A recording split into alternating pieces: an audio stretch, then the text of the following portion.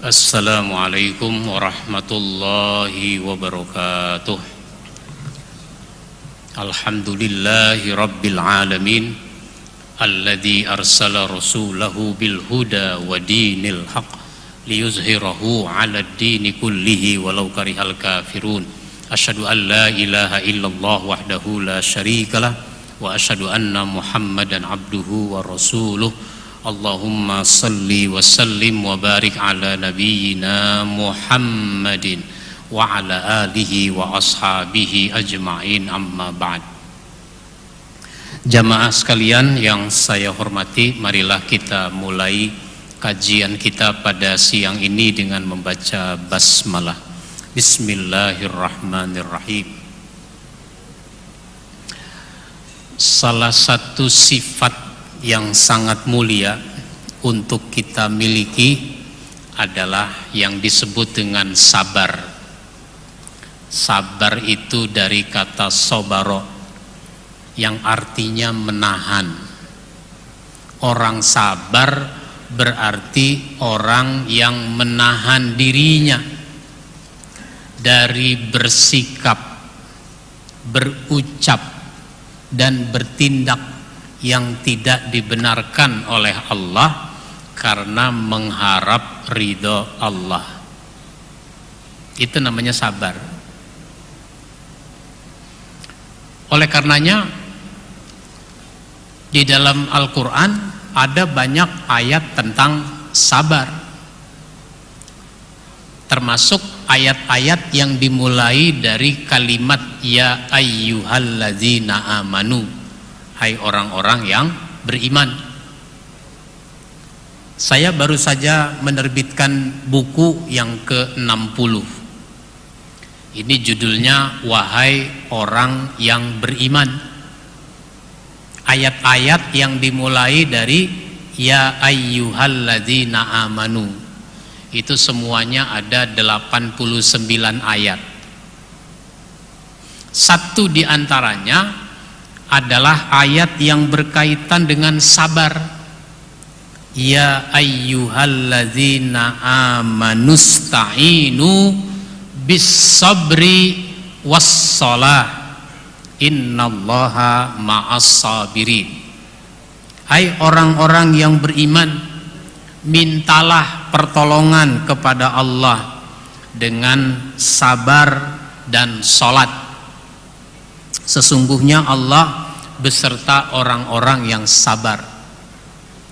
Bagaimana ini maksudnya? Minta kepada Allah pertolongan dengan sabar. Hubungannya apa? Kata Wahbah Az-Zuhaili, Wahbah Az-Zuhaili di dalam tafsirnya Al-Munir, tafsir Al-Munir, beliau menyatakan bahwa sabar itu menjadi penolong karena ia adalah faktor mental yang kuat pengaruhnya terhadap jiwa, sehingga orang punya kekuatan jiwa kalau dia punya sabar. Makanya sabar itu harus terus diperkuat. Meskipun orang bilang apa? Ya tapi kan sabar ada batasnya Pak Ustadz. Gitu. Ketika orang bilang sabar ada batasnya, itu namanya dia sudah tidak mau sabar, dia sudah tidak bisa sabar. Seolah-olah udah boleh dia melakukan hal-hal yang tidak benar karena sabar itu ada batasnya. Maka ada seorang ulama Betawi, almarhum Kiai Haji Abdullah Syafi'i, yang mendirikan As-Syafi'iyah. Almarhum Abdullah Syafi'i, di antara anaknya itu Kiai Haji Abdul Rashid Abdullah Syafi'i sudah meninggal juga. Tuti Alawiyah sudah meninggal juga. Kata Kiai Haji Abdullah Syafi'i dalam satu ceramahnya, sabar itu harus banyak, jangan cuma 3. Kalau punya sabar cuma 3, dia bilang apa? Sekali gue bisa sabar, 2 kali gue bisa sabar, 3 kali habis sudah kesabaran gue gitu. Punya 3 ya habis. Nah, maka sabar itu harus banyak, harus kuat. Maka di dalam surat Ali Imran ayat terakhir, ayat 200 itu disebutkan, ya ayyuhalladzina amanus biru wasabiru. Nah, hai orang yang beriman, sabarlah kamu, kuatkan lagi kesabaranmu. Udah sabar, sabar lagi, perkuat kesabaran. Warabitu, dan tetaplah kamu terikat. Kalau dalam konteks perang, warabitu tetap bersiap siaga di batasan negeri, di perbatasan negeri, atau dia tetap siaga di pos yang harus dia jaga. Nah, tapi dalam konteks amal tetap beramal. Situasi enak, situasi tidak enak, tetap beramal soleh. Nah, itu namanya warabitu. Nah, hidup ini kan pasti mengalami perubahan, itu pasti. Makanya orang bilang tidak ada yang tidak abadi kecuali perubahan. Perubahan selalu ada. Dari segi usia kita berubah, dari bayi, kanak-kanak, anak-anak, remaja, pemuda, dewasa, tua. Nah, itu namanya berubah. Ada saat orang miskin, nah, terus berubah dari kemiskinan, sehingga dia menjadi ekonominya lebih baik, sampai dia jadi kaya. Itu juga namanya berubah. Ada orang dari kaya jadi miskin, itu juga namanya berubah. Ada orang dari sehat menjadi sakit, dari sakit menjadi sehat, itu namanya berubah. Semua itu harus dihadapi dengan kesabaran. Cuma biasanya kita ini disuruh sabar kalau hidup lagi nggak enak. Biasanya begitu ya. Ada nggak orang ngomong, Pak, mumpung Bapak duit lagi banyak, sabar ya Pak? Ada nggak orang ngomong begitu, Pak? Padahal orang yang duitnya banyak juga harus sabar, karena sabar itu artinya menahan diri. Duit lagi banyak, sabar. Belilah sesuatu kalau memang dibutuhkan, karena yang mau kita ambil adalah manfaatnya untuk suatu kebutuhan. Kalau kita perlu jam tangan, misalnya jam tangan, kenapa kita perlu jam tangan? Karena kita ingin mendapatkan petunjuk waktu, ini jam berapa. Ya kalau begitu belilah jam tangan yang punya ketepatan waktu. Yang waktu tepat itu jam tangan harganya berapa? Ya mungkin 500.000 udah bagus, 1 juta jauh lebih bagus. Tapi kenapa sampai 100 juta ya beli jam tangan? Nah, beli jam tangan 100 juta, 200 juta. Jam berapa sekarang, Pak? Jam 12:30. Wah, kalau jam tangan saya mah di sini udah 2:30. 2:30. Iya, ini kan jam mahal. Kalau jam mahal apa jadi muternya cepet gitu? Nah, itu mah jam buat di Papua gitu. Baik. Jadi sabar itu dalam menghadapi perubahan-perubahan dalam hidup kita itu jadi sangat penting. Ada saat kita sakit, maka orang harus sabar. Sabarnya bagaimana? Tidak berkeluh kesah. Bukannya diem, tidak berkeluh kesah. Maka orang sakit berusaha dengan cara berobat. Nah itu begitu. Orang berobat. Bukan, oh saya mau orangnya sabar, sakit biar aja. Nggak begitu. Kenapa? Karena kita harus sehat. Nah kalau profil orang sabar itu biasanya nabi yang diceritakan, nabi apa itu? Hah? Nabi Ayub. Nabi Ayub sering disebut sebagai orang yang sabar. Kenapa? Karena dia menderita sakit. Padahal Nabi Ayub itu cerita hidupnya itu bukan cuma sakit. Nabi Ayub itu dulunya kaya raya, taat dia dalam ibadah kepada Allah, lalu diejek oleh syaitan. Ayub itu rajin ibadahnya luar biasa, wajar aja orang dia hartanya banyak. Coba kalau dia nggak punya harta, belum tentu. Maka Nabi Ayub diuji. Dia kan tadi taat tuh, waktu kaya dia taat, terus diuji, hartanya habis. Ternyata dia tetap dalam ketaatan. Meskipun hartanya sudah habis, dia tidak suudzon kepada Allah, dia tidak berburuk sangka kepada Allah. Diejek lagi oleh syaitan. Ayub itu masih rajin ibadah meskipun hartanya sudah habis.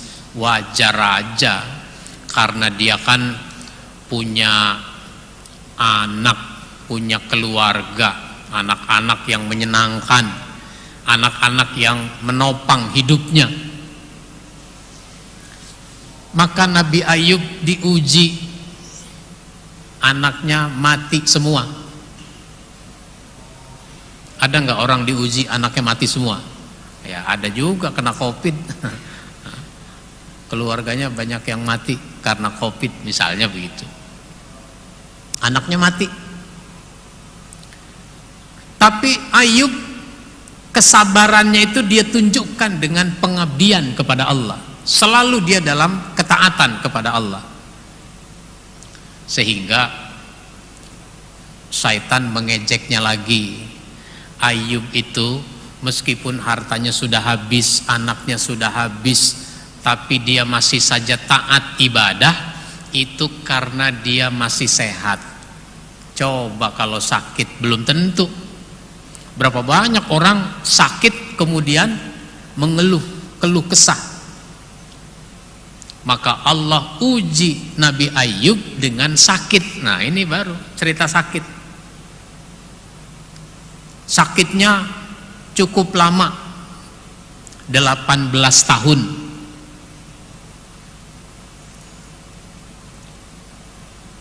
Tapi dia tetap dalam ibadah. Meskipun kondisinya sakit, dia tetap beribadah, tetap dalam ketaatan kepada Allah.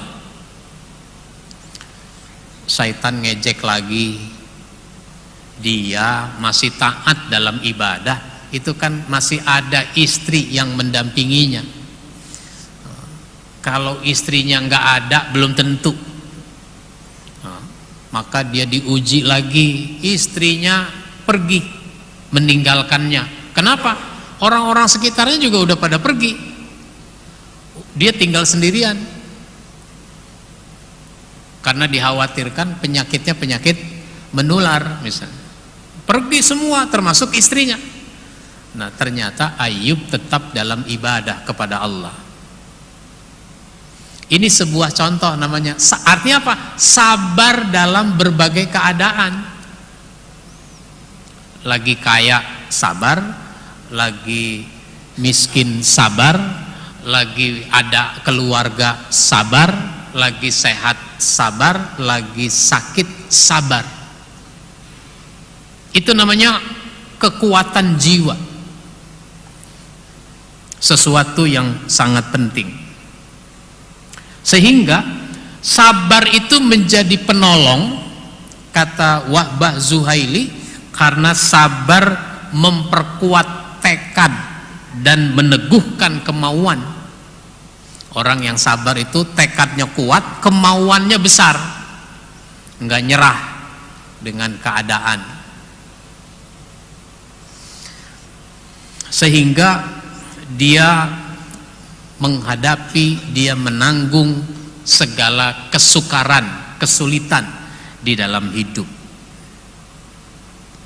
Sebenarnya semua itu sabar, cuma bahasanya dibedakan. Kalau lagi senang, bahasanya bukan sabar, tapi syukur. Nah, gitu.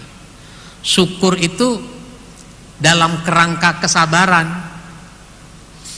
Makanya orang bersyukur, orang yang mengakui kenikmatan itu dari Allah, lalu dia ucapkan alhamdulillah, sesudah itu dia gunakan kenikmatan itu untuk pengabdian kepada Allah. Dia menahan dirinya untuk menyimpang dari ketentuan Allah hanya gara-gara kenikmatan. Banyak orang gara-gara kenikmatan dalam hidup itu menyimpang. Dulu suka tegur sapa, nah, misalnya, suka tegur sapa pada orang di sekitarnya.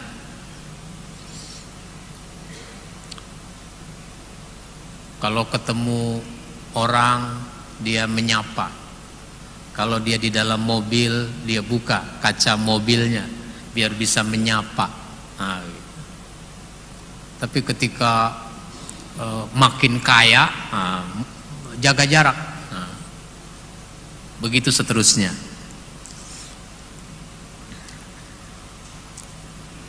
Maka ketika orang mendapatkan kesulitan, maka dia tidak berkeluh kesah atas kesulitan itu.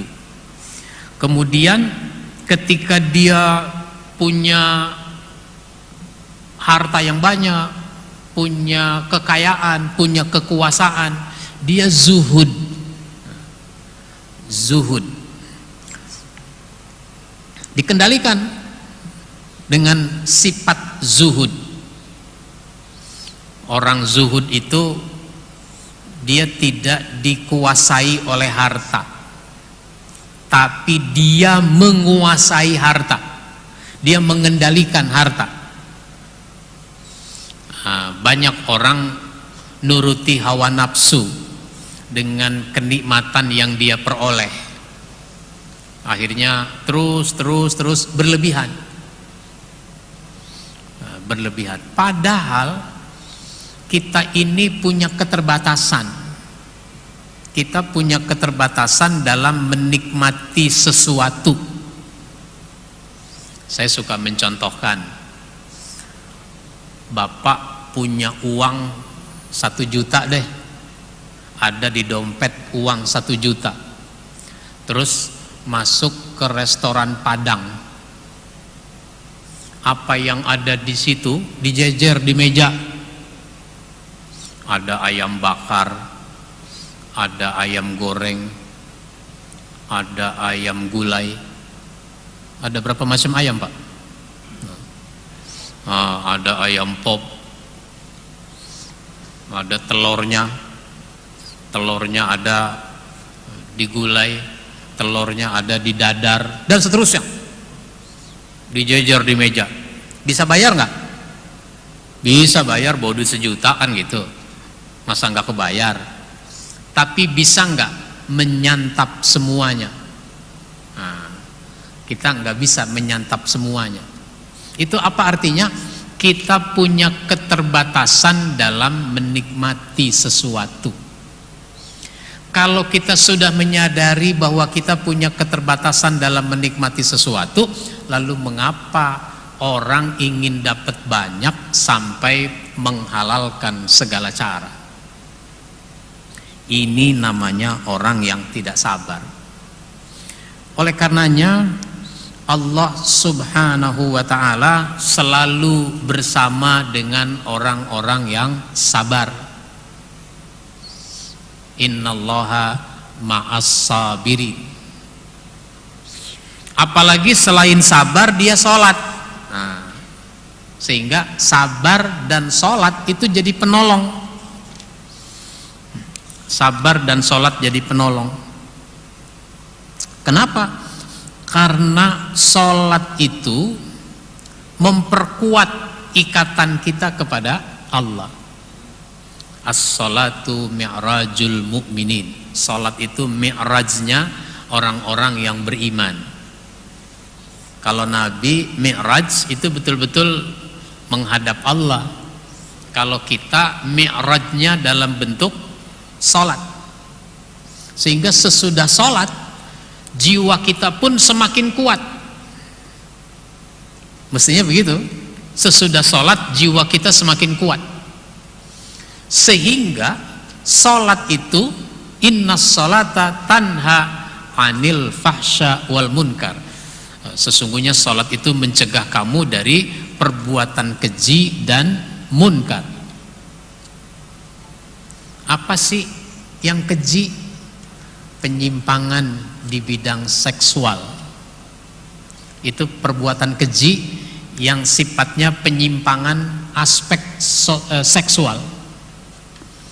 Berzina itu namanya perbuatan keji. Makanya mendekatinya jangan. Melakukan hubungan seksual antara laki-laki dengan laki-laki, bahkan sampai minta dibolehkan nikah laki dengan laki, yang gak bisa. Nikah dengan perempuan yang berbeda agama saja itu enggak boleh. Orang menikah dengan orang yang berbeda agama itu nikahnya tidak sah. Lakinya Islam, perempuannya Hindu misalnya, atau perempuannya Islam, lakinya Kristen misalnya. Bagaimana Pak Ustadz kalau yang laki masuk Islam? Ya kalau dia masuk Islam namanya dia Muslim, agamanya Islam, jadi bukan beda agama. Dulu di Masjid Al-Azhar Kebayoran Baru itu kan ada Buya Hamka. Seorang pemuda datang menemui Buya Hamka. Buya, saya mau masuk Islam, boleh nggak? Bisa nggak? Oh boleh. Buya nanya, kenapa mau masuk Islam? Nanya dulu, kenapa mau masuk Islam? Saya ini punya pacar orang Islam, saya ingin nikah sama dia. Kata keluarganya syaratnya saya harus masuk Islam.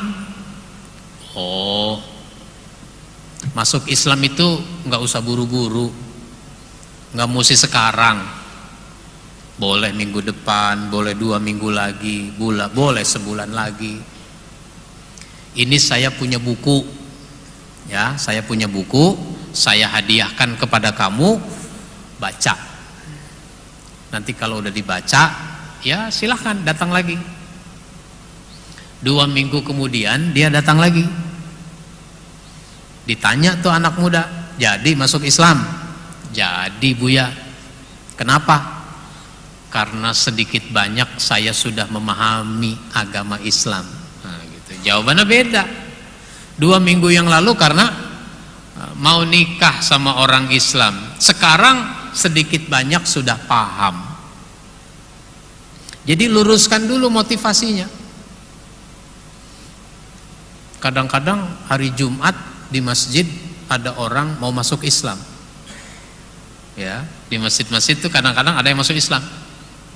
Saya pernah juga mengislamkan orang itu karena saya khutbah di situ. Pernah saya khutbah di Masjid Pasar Tanah Abang, Blok A. Oh, itu kan paling atas tuh masjid. Kata pengurus masjid, Pak Ustadz, saya hari ini ada orang mau masuk Islam. Bagaimana Pak Ustadz? Oh, silahkan, nggak apa-apa, kita Islamkan. Tapi saya sarankan jangan ngasih uang. Jangan ngasih uang. Kan kadang-kadang orang masuk Islam terus kita simpati, lalu kita kumpulkan uang bantu dia. Nah, jangan ngasih uang, saya bilang. Emang kenapa Pak Ustadz? Soalnya ada juga kasus itu jadi alibi untuk orang dapat uang. Teman saya itu bercerita, dia berkhutbah di satu masjid, setelah khutbah selesai sholat Jumat ada yang masuk Islam. Dia perhatikan nih mukanya nih orang gitu. Nah, berapa Jumat kemudian dia khutbah di masjid lain, ada yang masuk Islam. Lah ini yang 4 Jumat yang lalu masuk Islam ketemu lagi dia gitu. Jangan-jangan tiap Jumat masuk Islam dia tuh. Kenapa? Dapat simpati dana. Nah itu begitu. Jadi kalau dia sudah masuk Islam, menikah dengan orang Islam, ya sah pernikahannya. Terus kalau setahun kemudian dia murtad, bagaimana Pak Ustadz? Setahun kemudian dia keluar dari Islam, murtad, balik lagi ke agamanya, ya berarti nikahnya batal. Nikahnya batal demi hukum. Mirip-mirip kayak suami mati. Kalau suami mati kan pernikahan berakhir, namanya cerai, cerai mati. Begitu. Cerai kalau udah mati. Sehingga nanti seorang janda diajak menikah oleh seorang duda. Bu, saya kan duda, ibu kan janda, bagaimana Bu kalau kita nikah? Ah enggak ah, emang kenapa? Oh, saya belum diceraikan sama suami saya. Lah kan suami ibu udah mati. Iya dia mati aja, enggak ngomong-ngomong cerai. Ya ibu, kalau dia mati itu pernikahan otomatis berakhir, namanya cerai mati, meskipun dia nggak ngomong cerai. No, maka kalau orang murtad sama kayak bapak mati meninggalkan anaknya ada 4. Anak ini namanya ahli waris, dapat warisan. Tapi ternyata yang satu murtad, nah, misalnya keluar dari Islam, maka yang murtad ini enggak lagi masuk daftar ahli waris. Nah, gitu. Baik. Jadi orang kalau sudah sholat mestinya kuat jiwanya sehingga dia bisa mencegah dirinya dari perbuatan keji yang sifatnya pelanggaran di bidang seksual dan munkar, penyimpangan-penyimpangan, pelanggaran-pelanggaran dari berbagai aspek. Mencuri itu namanya munkar, korupsi itu namanya munkar, dan seterusnya. Mengucapkan kata-kata yang enggak baik itu namanya munkar. Kalau udah sholat mestinya enggak begitu. Sehingga sabar dan sholat itu menjadi penolong untuk kita tetap dalam kebaikan, dalam kebenaran. Oleh karenanya sekali lagi sabar harus terus kita perkuat di dalam diri kita masing-masing. Saya sisakan waktu, mungkin ada yang mau menanggapi, mau bertanya, saya persilahkan.